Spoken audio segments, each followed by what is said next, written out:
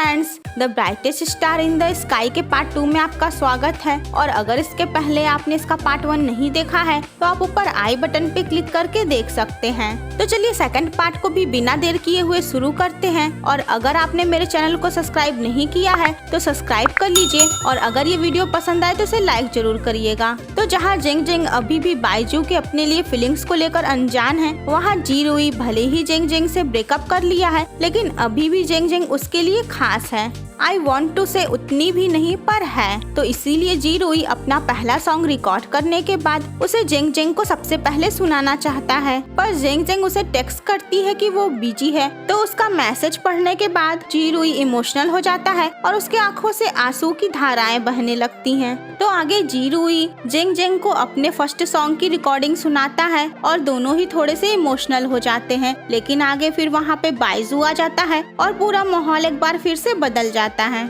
वहीं लोलो जो बाइजू के फॉर्मर मैनेजर के साथ काम कर रही है, वो एक प्लान बनाती है जिसके हिसाब से वो एक सॉफ्ट टॉय में हिडन कैमरा लगाकर एक फैन के जरिए बाइजू को दे देती है। तो उस कैमरे के जरिए बाइजू और जेंग जेंग के कुछ मूवमेंट्स रिकॉर्ड हो जाते हैं जो देखने में उनके इंटीमेट मूवमेंट्स की तरह लगते हैं। तो आगे लोलो उन पिक्चर्स और वीडियोस को फैन साइट पे पोस्ट कर देती है, जिसके बाद बाइजू के सारे फैंस जेंग जेंग के पीछे पड़ जाते हैं और उसका जीना मुश्किल कर देते हैं। लेकिन जेंग जेंग स्मार्ट वे में इस सिचुएशन को हैंडल करती है। वो ये प्रूफ करती है कि ये एक्चुअली में एक ट्रैप था जिसे सेटअप किया गया था और ये सच जानने के बाद सारे फैंस लोलो पे भड़क जाते हैं। तो आगे बाइजू जेंग जेंग के साथ अंडर प्रिविलेज्ड बच्चों से मिलने जाता है और वहाँ बच्चों के लिए बाइजू का काइंड बिहेवियर जेंग जेंग का दिल छू लेता है। तो बाइजू एक कंसर्ट के लिए प्रिपेयर करता है और उसमें वो कोलेटरल लव नाम का सॉन्ग गाने वाला रहता है, लेकिन सभी को ऐसा लगता है कि ये उसके लिए थोड़ा हार्ड होगा।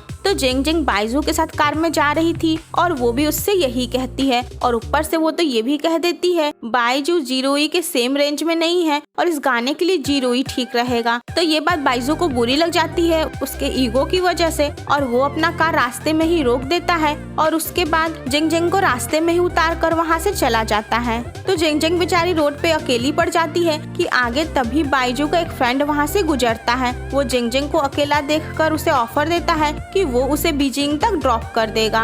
तो जेंग जेंग खुशी खुशी मान जाती है और उसके कार में बैठ जाती है। लेकिन थोड़ी देर बाद ही वो आदमी अपनी असली औकात दिखा देता है। वो जेंग जेंग के साथ मिसबिहेव करना शुरू कर देता है।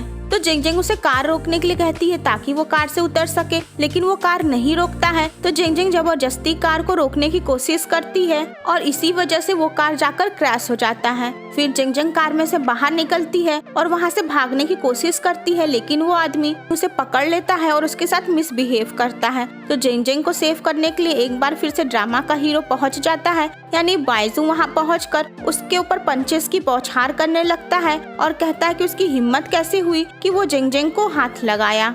फिर बाइजू जेंग जेंग को अपनी कार में लेके जाता है। तो जेंग जेंग के साथ अभी जो कुछ भी हुआ उस वजह से वो थोड़ी शॉक में रहती है। फिर आगे बाइजू देखता है कि जेंग जेंग का शर्ट फट गया है, तो वो उसे अपनी शर्ट ऑफर करता है, लेकिन जेंग जेंग मना कर देती है। जिसके बाद बाइजू गुस्से में वो शर्ट कार के बाहर रास्ते में ही फेंक देता है। तो आगे वो शर्ट एक फैशन बायर को मिल जाता है और वो शर्ट ट्रेंडिंग में आ जाता है क्योंकि वो शर्ट एक लिमिटेड एडिशन का ब्रांडेड शर्ट था और उस एडिशन के हिसाब से उसे लव या अफेक्शन की निशानी के रूप में देखा जा सकता था। तो आगे बाइजू उस फैशन बायर के पास जाता है अपनी शर्ट लेने के लिए। तो वो कहती है कि तुम प्रूफ करो कि ये तुम्हारा शर्ट है। तो बाइजू उसे शर्ट पे लिखे हुए कुछ लेटर्स के बारे में बताता है। फिर आगे जेंग जेंग भी उसी फैशन बायर को कॉल करती है और फिर उससे शर्ट के बारे में पूछती है। फिर वो उससे पूछती है कि क्या शर्ट पे YZZ लेटर्स लिखे हुए थे। तो वो कहती है कि नहीं। वो कहती कि वेस्टर्नर्स फर्स्ट नेम के बाद सरनेम यूज करते हैं,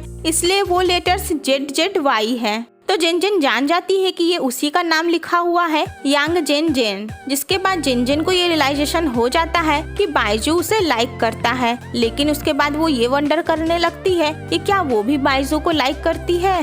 तो जेन जेन अपने आसपास की लड़कियों को बातें करते हुए सुनती है कि वो सारी लड़कियां उस लड़की से जेलस हो रही हैं जिसका नाम उस लव शर्ट पे लिखा हुआ है, क्योंकि उन लड़कियों के हिसाब से जेन जेन काफी लकी है कि उसको ऐसा बॉयफ्रेंड मिला है। जिसके बाद जिनजिन बाइजू के पोस्टर से बातें करती है, जिसमें बाइजू उससे बातें करता है और वो उससे कहता है कि लड़के जब किसी को प्यार करते हैं तो वो उसके साथ ऐसा ही करते हैं, उसे प्रोटेक्ट करते हैं और उसके लिए सारी वो चीजें लाकर देते हैं जो वो लड़की चाहती है। तो जब जिनजिन कहती है कि प्यार ऐसा नहीं होता है तो बाइजू पूछता है कि अच्छा तो क्या प्यार वो था जो उसके और जिरुई के बीच में था।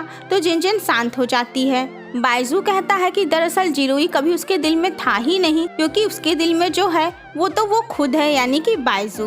तो जिनजिन इस पर कहती है इम्पॉसिबल, लेकिन कहीं ना कहीं उसका दिल तो जानता ही है कि ये कितना पॉसिबल है। तो लीना जिनजिन को फोर्स करती है कि वो बाइजू को मनाए कि बाइजू लीड सिंगर बनने की जगह जिरुई को सपोर्ट करे। तो आगे होता भी यही है, क्योंकि बाइजू के गले में कुछ दिक्कत आ जाती है जिसकी वजह से वो गाने का हाई नोट्स नहीं गा पाता है। तो वो जिरुई को लीड सिंगर बना देता है और अपने स्टेज पे जिरुई को सिर्फ सपोर्ट करता है। तो आगे बाइजू सेलिब्रेशन को अटेंड नहीं करता है और जब जिंगजिंग ये देखती है तो वो भी बाइजू को ढूंढती है और फिर उससे मिलती है। तो उसको कहती है कि बाइजू को हॉस्पिटल जाना चाहिए और अपने गले का चेकअप कराना चाहिए। तो बाइजू इस बात को नहीं मानता है। तो वो सब रेस ट्रैक में रहते हैं और जिनजिन कहती है कि अगर वो उसको साबित कर देगी कि वो एक अच्छी ड्राइवर है तो वो उसकी एक विश पूरी करेगा। और आगे वो ये बात साबित कर देती है और अपनी विश के रूप में मांगती है कि बाइजू जाके हॉस्पिटल में अपने गले का चेकअप कराए। इधर सीईओ चेन के फादर इन लॉ चेन से कहते हैं कि वो लीना को कंपनी से निकाल दे और चेन कहता है कि वो ऐसा नहीं कर सकता है क्योंकि उसके इन्वेस्टर्स ने लीना को रिकमेंड किया है।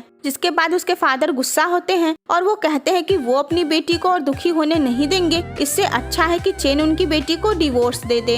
जिसके बाद चेन गुस्सा होता है और फिर वहाँ से निकल जाता है और ये भी नोटिस नहीं करता है उसके फादर इन लॉ को हार्ट अटैक आ गया है और वो मर गए हैं। तो आगे चेन की वाइफ अपने फादर की डेथ से बहुत दुखी होती है और वो अपने हस्बैंड को इसलिए ब्लेम देती है। इधर बाइजू हॉस्पिटल में अपना चेकअप कराने जाता है, जहाँ डॉक्टर से उसे एक बहुत बुरी खबर मिलती है कि उसके वोकल कॉर्ड्स में प्रॉब्लम हो गया है और इसलिए अब वो प्रोफेशनली कभी गाना नहीं गा सकेगा। तो इस खबर से ज्यादा बुरी खबर तो किसी सिंगर के लिए हो नहीं सकती है। तो बाइजू इस वजह से काफी दुखी रहता है।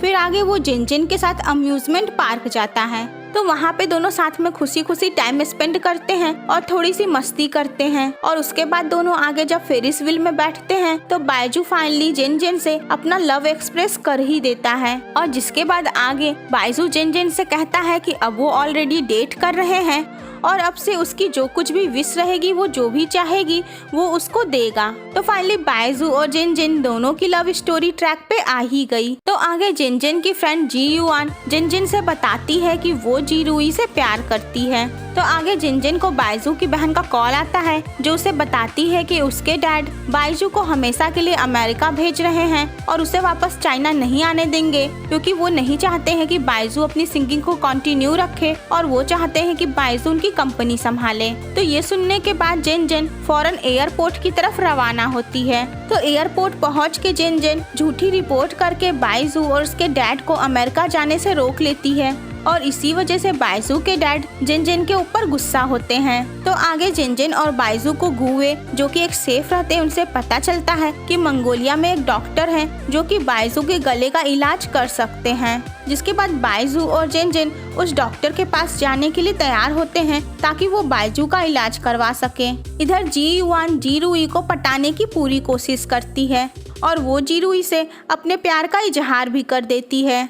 तो ऑफिस में जिनजिन को सीईओ चैन उसे जिरुई का नया मैनेजर बनने के लिए कहते हैं, लेकिन जिनजिन उस ऑफर को रिजेक्ट कर देती है। जिनजिन कहती है कि वो एक बार जब बाइजू की असिस्टेंट थी तो वो बाइजू का साथ छोड़ चुकी है, लेकिन वो इस बार ऐसा नहीं करेगी। आखिर वो कैसी मैनेजर होगी जो अपने आर्टिस्ट का साथ न दे पाए। तो सीईओ चेन उससे इम्प्रेस हो जाते हैं और उसे मंगोलिया जाने की इजाजत दे देते हैं। फिर बाइजू जिनजिन के साथ पहुंच जाता है मंगोलिया और वहां जाकर वो उस डॉक्टर का पता लगाते हैं। तो बाइजू और जिनजिन उस डॉक्टर पापा बाओ से मिलते हैं और वो डॉक्टर काफी दयालु और अच्छे रहते हैं। तो वो डॉक्टर बताते हैं कि बाइजू के वोकल कॉर्ड में सारकोमा हो गया है और इसे क्योर किया जा सकता है। वो ये बताते हैं कि बायजू को ये प्रॉब्लम स्ट्रेस लेने की वजह से हुआ है, इसलिए बायजू अपनी इस बीमारी को ठीक कर सकता है। बस उसे स्ट्रेस नहीं लेना होगा, हैप्पी रहना होगा और कॉन्फिडेंट रहना होगा, और इस काम में जेनजेन उसकी पूरी हेल्प करती है।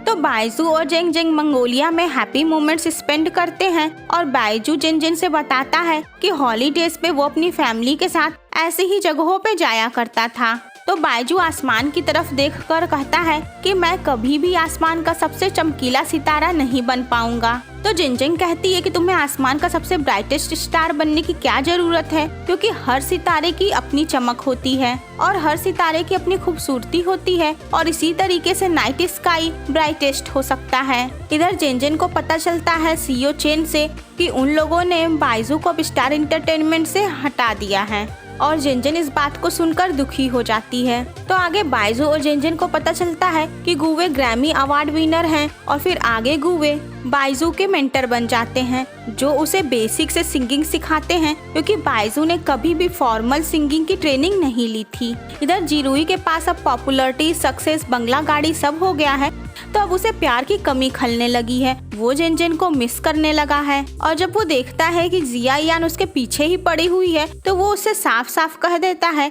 कि उसके दिल में जेनजेन है और कोई नहीं हो सकता है। तो ये सुनने के बाद जिया यान का दिल टूट जाता है, लेकिन इसका सारा गुस्सा फूटता है एक तरीके से जेनजेन पे, क्योंकि अब उसे जेनजेन की शक्ल भी बर्दाश्त नहीं होती है। इसलिए वो जेनजेन के घर में नहीं रहती है और उस अपार्टमेंट से मूव कर जाती है। इस सिचुएशन का सबसे बड़ा फायदा होता है बायजू को, क्योंकि उधर बायजू के डैड जो कि जान चुके हैं कि बायजू उनकी बात ऐसे नहीं मानने वाला है, और अब उससे अपनी बात मनवाने के लिए वो एक नया पैतरा अपनाते हैं।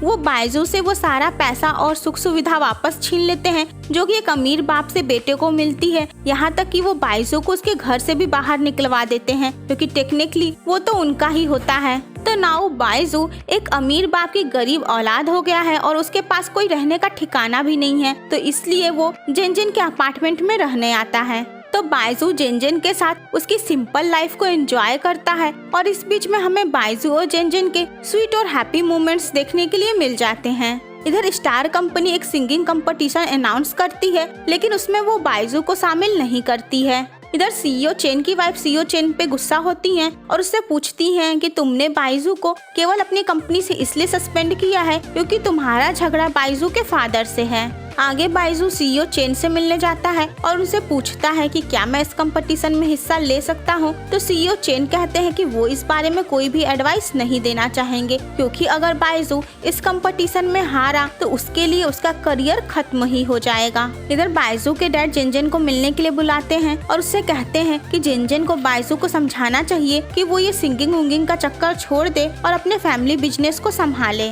वो ये भी कहते हैं कि मुझे पता है कि बायजू और तुम डेट कर रहे हो। तो जेनजेन उनसे कहती है कि जितना मैं बायजू को जानती हूँ उससे कहीं ज्यादा तो आप अपने बेटे को जानते होंगे, तो आपको पता होगा कि कोई भी बायजू को ये नहीं कह सकता है कि उसे क्या करना चाहिए और क्या नहीं करना चाहिए। तो जेनजेन बायजू को अपना पूरा सपोर्ट देती है। इधर बायजू को उसकी बहन ईरेन बताती है कि उसका ऑर्डर दिया हुआ ब्लू फ्लेम डायमंड रिंग अब रेडी हो गया है। फिर आगे सीईओ चेन की वाइफ मीटिंग रखती हैं और वो कहती हैं कि बायजू को उस कंपटीशन में अलाउ करना चाहिए। हालांकि उनके हस्बैंड सीईओ चेन इस बात का खिलाफ करते हैं, लेकिन ज्यादातर लोग उनकी वाइफ को सपोर्ट करते हैं। तो सीईओ चेन और गुवे के बीच में 10 साल पुराना मैटर था।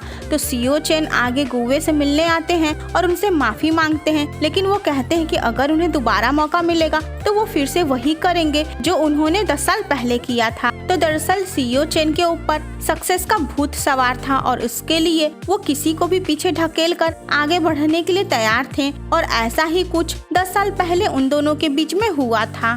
तो गुवे यानी कि जेफ कहते हैं कि जब तुम्हारा दिल ही माफी के लिए तैयार नहीं है तो तुम्हें ये फॉर्मेलिटी करने की जरूरत नहीं है। उसके बाद वो उनको एक सॉन्ग देते हैं प्योर वाइट, जो कि सीईओ चेन ने अपनी वाइफ के लिए लिखा था। तो उसे देखने के बाद सीईओ चेन काफी इमोशनल हो जाते हैं, क्योंकि उन्हें याद आता है कि वो अपनी वाइफ से कितना प्यार करते थे, लेकिन फिलहाल वो अपनी वाइफ का ट्रस्ट और प्यार दोनों ही खो बैठे हैं। फिर आगे गुवे बाइजू और जेनजेन को बिना बताए वहाँ से चले जाते हैं अपनी वेल विशेस उनके लिए छोड़कर। वो कहते हैं कि वो बाइजू को इसीलिए ट्रेन किए थे क्योंकि बाइजू के अंदर उनको अपना यंगर सेल्फ दिखाई देता है। वही वो जेनजेन की भी तारीफ किए रहते हैं कि जेनजेन भी बहुत ही काइंडेस्ट गर्ल है।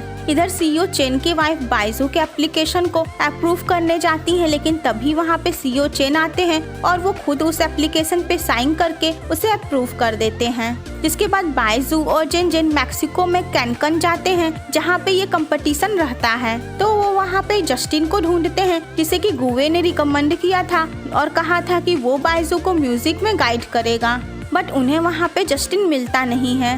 तो वहाँ पे जीरुई और जियान भी पहुँचे रहते हैं और फिर ये चारों की आपस में मुलाकात होती है। तो आगे बाइजू और जेनजेन पार्टी में जाते हैं और मस्ती करते हैं। फिर आगे बाइजू जेनजेन को डायमंड रिंग देकर प्रपोज करता है, लेकिन वो जिस हिसाब से अपना ये रोमांटिक प्रपोजल प्लान किया रहता है उस हिसाब से होता नहीं है, क्योंकि जेनजेन अभी भी पूरी तरीके से इस बारे में श्योर नहीं रहती है। तो बाइजू उसको जबरदस्ती रिंग पहनाता है और जेनजेन अपना हाथ वापस खींचती है और इसी में वो रिंग पानी में गिर जाता है। जिसके बाद जेनजेन को बहुत बुरा लगता है, लेकिन बाइजू कहता है जाने दो, अब छोड़ो भी। तो आगे एक बार फिर से बाइजू जस्टिन को ढूंढने जाता है। तो बाइजू को फाइनली जस्टिन मिल जाता है और फिर दोनों मिलकर गाने गाते हैं। तो एक टैक्सी ड्राइवर कार्लोस जेनजेन और बाइजू पे नजर रखा रहता है और वो फोन पे किसी को कहता है कि सब कुछ तैयार है और कल सुबह होगा। इधर आखिरकार सीईओ चेन की वाइफ को पता चल जाता है कि सीईओ चेन को कैंसर हो गया है और इस बात को जानने के बाद वो बहुत ज्यादा दुखी हो जाती हैं। तो नेक्स्ट डे कुछ गुंडे जेनजेन को किडनैप कर लेते हैं और बाइजू को जैसे ही ये बात पता चलती है वो रस करता है जेनजेन को बचाने के लिए अपना म्यूजिक कॉन्टेस्ट छोड़कर। तो बाइजू उन किडनैपर्स को अच्छी खासी रकम देने के लिए भी तैयार हो जाता है, लेकिन आगे वो किडनैपर्स जेनजेन के पास आग लगा देते हैं। तो बाइजू जिसे बचपन से अपनी मॉम के डेथ के बाद आग से डर लगता है, वो फाइनली अपने डर से ओवरकम होता है और जेनजेन की लाइफ को सेव करता है। और उधर पुलिस भी उन सारे किडनैपर्स को अरेस्ट कर लेती है।